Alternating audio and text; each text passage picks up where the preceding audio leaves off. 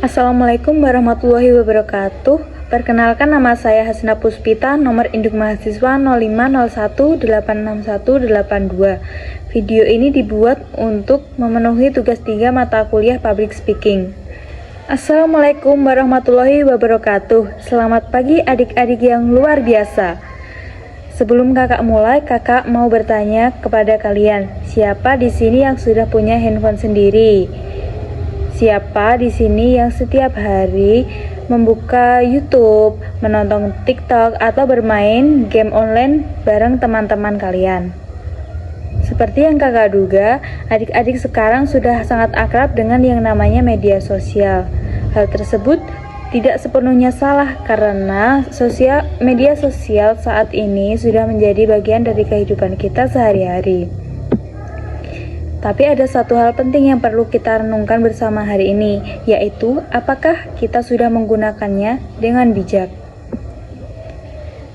Nah, sebelumnya kakak akan memberitahu kalian beberapa fakta menarik nih. Berdasarkan data dari Badan Pusat Statistik, tahun 2024, lebih dari 60% anak usia sekolah di Indonesia ini sudah menggunakan internet. Tapi bukan untuk belajar, melainkan untuk membuka media sosial. Sangat disayangkan ya, waktu kita dihabiskan untuk membuka media sosial. Kemudian apa yang terjadi kalau kita terlalu lama di media sosial? Jika kita terlalu lama berselancar di media sosial, hal tersebut dapat menurunkan konsentrasi belajar kita, mengganggu jam tidur, bahkan membuat kita merasa cemas dan tidak percaya diri karena terlalu sering membanding-bandingkan diri kita dengan orang lain yang ada di internet. Ada beberapa bahaya yang perlu adik-adik sekalian waspadai. Yang pertama ada cyberbullying atau perundungan di sosial media. Nah, salah satu pemicunya adalah penggunaan media sosial yang tidak bertanggung jawab. Kalian pernah melihat seorang yang diejek atau dihina, bahkan disebarkan foto-fotonya tanpa izin di grup WhatsApp. Nah, itu adalah contoh cyberbullying. Efeknya itu sangat nyata karena korban bisa merasakan sedih, minder, bahkan takut untuk pergi ke sekolah. Selain itu, ada bahaya lain seperti penipuan online hingga orang asing yang berpura-pura menjadi teman. Jadi kita harus berhati-hati menjaga diri kita sendiri karena semua ancaman ini nyata dan dapat terjadi kepada siapapun, termasuk dengan adik-adik sekalian. Lalu bagaimana cara agar kita tetap bisa menikmati media sosial tanpa terjebak ke dalam bahaya-bahaya tadi? Nah, kakak punya 4 cara untuk adik-adik praktikkan secara langsung. Yang pertama adalah batasi waktu layar kalian. Usahakan tidak lebih dari 1 atau 2 jam per hari.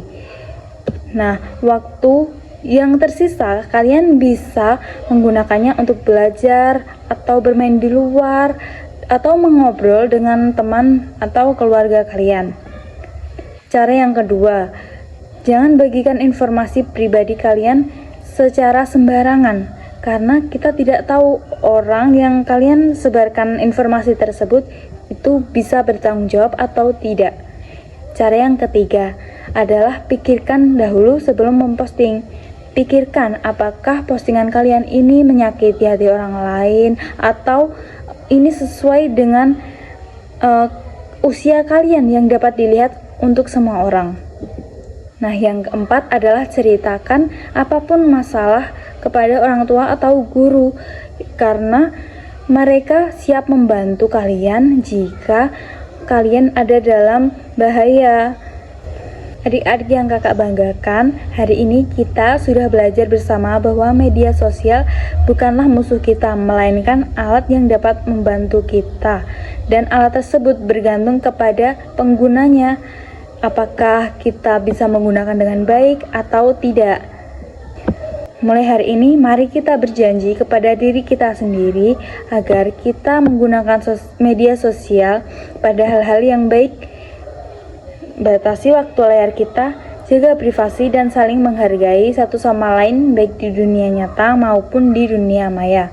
Karena di tangan adik-adik inilah masa depan Indonesia yang cerdas dan berintegritas akan terwujud. Sekian pidato dari kakak. Mohon maaf apabila ada kata-kata yang kurang berkenan. Terima kasih telah mendengarkan. Wassalamualaikum warahmatullahi wabarakatuh.